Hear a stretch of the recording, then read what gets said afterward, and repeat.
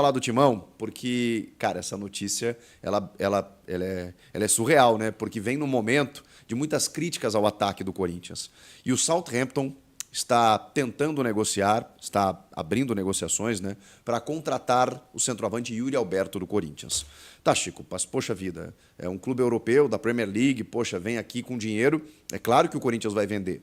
Tá bem, mas o modelo de negócio oferecido, ele não agradou inicialmente o Corinthians. Eu vou te explicar. O Southampton está vendendo, está negociando o meio-campista Carlos Alcaraz, não é o tenista, tá? Espanhol, é o meio-campista argentino, Carlos Alcaraz, com o Flamengo, por quase os mesmos valores.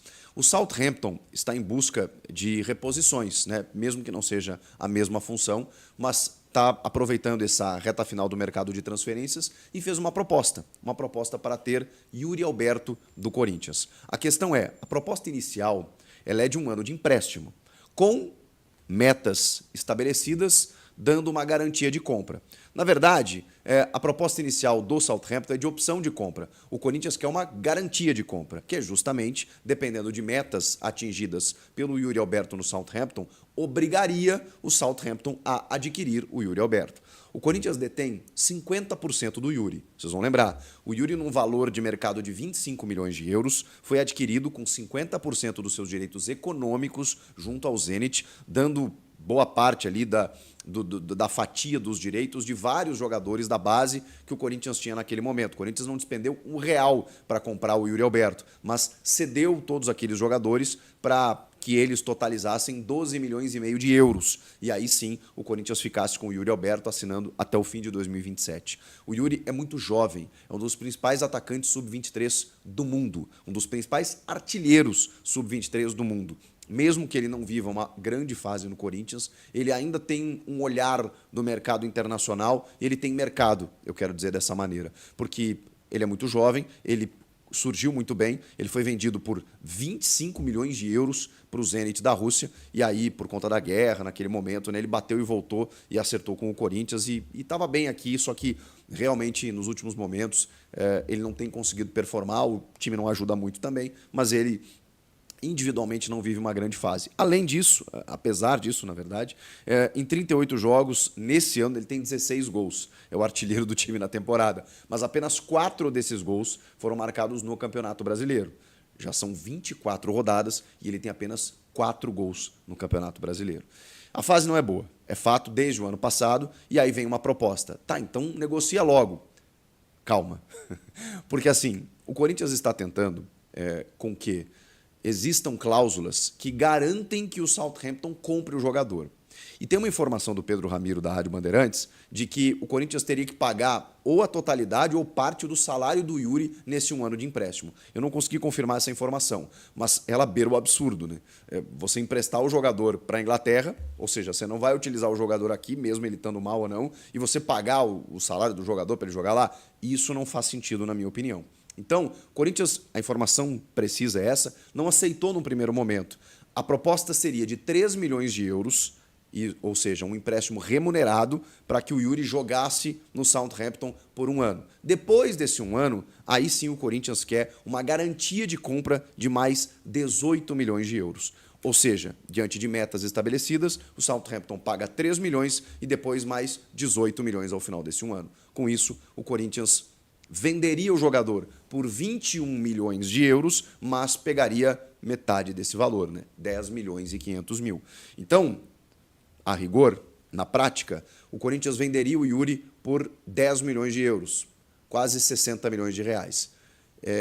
De verdade, aí dando a minha opinião sobre o assunto, se forem nesses moldes, com exceção de pagar o salário dele para jogar lá, que eu acho um absurdo, mas se você vender, emprestar no primeiro momento, bota 3 milhões de euros no bolso, ou pelo menos metade disso, e depois desse um ano, né, que a conta é fechada depois de um ano, você recebe, bota no teu bolso, na tua mão, 10 milhões de euros pelo Yuri Alberto, de um jogador que você não gastou, teoricamente, porque você cedeu atletas da base, né, na gestão do Ilho, foi isso que eles entenderam como correto fazer, eu acho uma boa. E acho bom para todo mundo, porque o Yuri, ele, a cada ano que passa, ele está se esforçando, você nota que ele está se esforçando, mas ele está com dificuldades. E essa dificuldade ela está sobrecarregando o jogador emocionalmente, Ele está visivelmente tensionado com isso. A última entrevista dele revelou isso. Sempre sobra para mim. Foram as palavras do Yuri. E olha que ele ficou 20 dias afastado. Muita gente pediu o retorno dele. Ele voltou. No primeiro jogo, ele teve chance, não conseguiu fazer gol. Então, a perna dele está pesando 200 quilos. Eu acho que nunca ele vai ter, a partir de agora, tranquilidade para trabalhar no Corinthians. O Corinthians vai botar uma grana no bolso, vai contratar, evidentemente, né? Está contratando, está tentando contratar, já vou falar sobre isso. Mas eu acho que seria uma boa para o Yuri, para o clube, para a torcida, para todo mundo, que ele fosse negociado, ainda mais para um mercado de Premier League, onde ele vai ser visto por grandes clubes. Ele tem só 22 anos. Se ele conseguir performar com a cabeça melhor, arejada, daqui a pouco ele pode fazer um bom novo contrato. Vocês não acham? Bom, agora a opinião é com vocês. Mas o fato é esse, gente. Empréstimo de 1 ano, 3 milhões de euros, ao final desse 1 ano, mais 18. O Corinthians está tentando e definindo essas metas para entender se o clube inglês topa desse molde, dessa maneira. E aí, finalizando esse 1 ano, aí sim a aquisição de 21 milhões de euros por 50%, que é o que o Corinthians detém, na verdade, pela totalidade do jogador, e aí o Corinthians pegaria 50% desse valor. A informação inicial, né, não posso esquecer, do jornalista Benjamin Bach, foi ele que noticiou e depois todos os portais confirmaram. Falando em centroavante, de verdade, a gente não sabe o que esperar do Héctor Hernandes, porque já falei sobre isso, né? Ele está treinando, está para ser regularizado, mas pode ser que ele chegue aqui e resolva os problemas ofensivos do Corinthians. Estamos detectando cada vez mais que esse é o diagnóstico. O Corinthians cria, produz, consegue enfrentar de igual para igual bons adversários, mas na hora da definição falta justamente o definidor.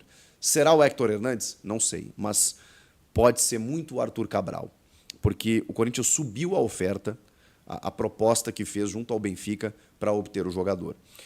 Mais do que subir a oferta, mudou, dentro de uma proposta diferente da que havia sido feita inicialmente, mudou a forma de pagamento, mudou as cláusulas e garantias para que o Corinthians, ao final de 1 ano, consiga adquirir o jogador, depois de 1 ano de empréstimo. Mais ou menos, é curioso, né? Mais ou menos do jeito que o Southampton está tentando contratar o Yuri Alberto e mais ou menos do jeito que o Corinthians contratou o Thales Magno.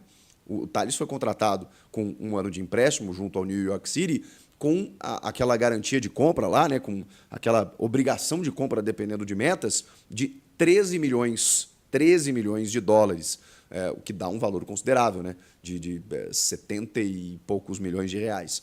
Mas é isso. Depois de 1 ano, se o Corinthians entender que tem que adquirir o Thales Magno, e, na verdade, se ele cumprir algumas metas, vai ter que desembolsar esse valor. É uma medida arriscada, mas, dependendo das metas que você coloca, é sinal que o jogador correspondeu. Então, o Corinthians fez essa proposta relacionada ao Arthur Cabral.